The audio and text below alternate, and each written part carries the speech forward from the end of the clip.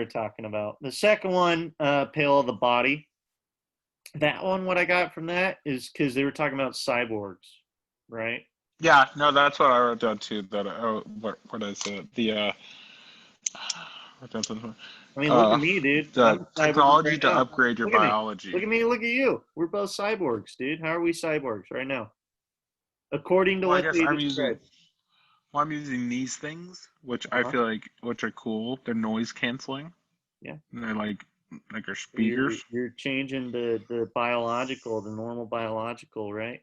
And I'm using glasses. These are blue light glasses, right, to cancel out the blue light because I feel like it's bad for my eyes, too much of it. So, I mean, isn't that interesting that we already use stuff that enhances our biological function, but like Elon Musk coming out with You wear the glasses normally? I can't remember. yeah. Well, since my birthday. Well, no, so since like Christmas time, because I knew for my job I'm in front of a computer like all day. And I was sitting there and I'm like, this can't be good for my eyes. All this blue light cannot be good for my eyes. So I got these, and I got to say, man, it's better because when I don't wear them and I look at a screen for maybe 30 minutes, I look away and everything's all blurry. And I'm like, ooh, that's not good. I'm only 23. Yeah. But then I wear these and I'm like, it's okay. It's fine. Yeah, no, I wear them. I have a pair too. When I'm like gonna sit at my desk for a while and do paperwork, I do it. Yeah. But I'm not like always on the laptop. But back to the cyborg. So it's interesting, right? That people are against like all these cybernetic enhancements. Elon Musk once come out with that little brain implant that would, help you become your best self, so we could, keep up with artificial intelligence and all that stuff. But Yeah. people put more value in hard work and effort and time instead of some of these technologies and some drugs and stuff that help you get there faster, right? And the reason why, as he described in this thing, was because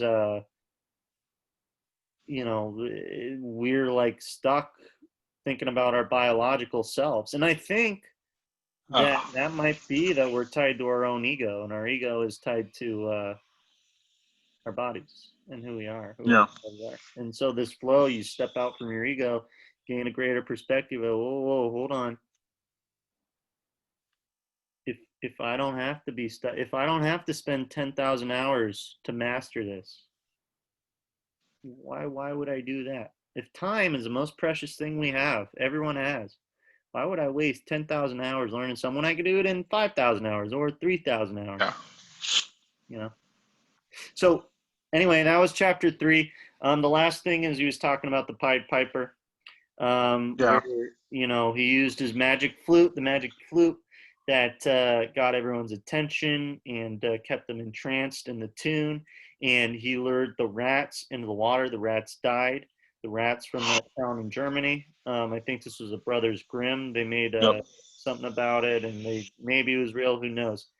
Then the town wouldn't pay him, so he got his revenge by luring away the kids, right? The children, all the children from the town, and so everyone was sad. So they analyzed it, and some people focused on a flute, right? And they thought that, well, what if flute is a metaphor for ecstasy, right? Ecstasy for the happiness, and what if you become so entrenched in it that you get lost in it, and you get dire consequences, like the rats died, the children may have died. He didn't really say. He said he took them to a mountain. I don't want to know what he did in the mountain, but um yeah, but it's like it was interesting him talking about that. I don't know, you tell me, what are your thoughts on that last part with the Pied Piper? Well, I Dude, don't you think I knew tired the or Pied Piper. what? Yawning a lot. I don't. I Yeah. I mean, like I think I've heard it before, but I had never really thought about it, and because like like when people say, "What are you, the Pied Piper?" Like it's kind of a Yeah, joke. that's I where the never really thought saying about goes. it You like always that. got to pay the Pied Piper. Always got to pay the Piper. Yeah, Yeah, Piper's yeah, I cold. knew it was some story like that. I just couldn't remember. So Yeah. that was cool just to get that again. And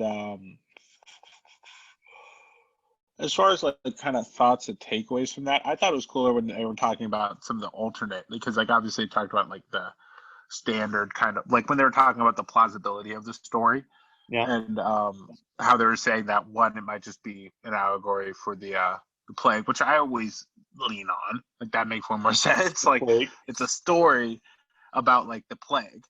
Is like what they say. It's like all the rats left, but then all the kids died. Rats, kids, like same difference.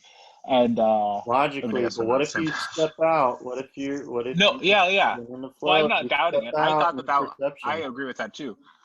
Well, So maybe because it's I both. was reading when especially when he made the like parallel to like Hitler and the Nazi regime.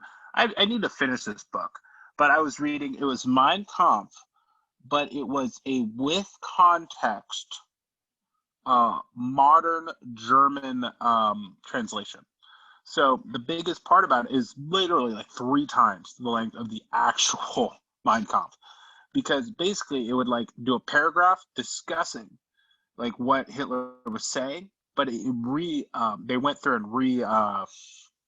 retranslated it, because it had always been translated by people who had took a specific skew in the translation. Hmm. At least that's the guy also does a whole chapter on his rationale for doing it, and it's not at all written in a hey like I'm pro Hitler. It's like hey, you should actually listen to what this guy was saying, because the extremes that they make it out to be is not what he was saying. And some of the stuff, it's like, wasn't as crazy as it was, but that's how he was able to gain the prominence. And more to almost learn from that to not have it rise again. It's like when they make it out to be so polarized, you can never see it. Yeah. Well, Uh, a little context because anyone who's listening, we don't support what Hitler did. That is no, no, not no, at we don't. all. We We don't don't. support that. But Yeah, a little no, it's, context why we're talking about that is because in the end of the chapter, he talked about how important and how powerful community is, right? And he talked about how one of the strongest flow triggers. Actually, he talked about this in Rise of Superman, is the power of connection, right, with other people.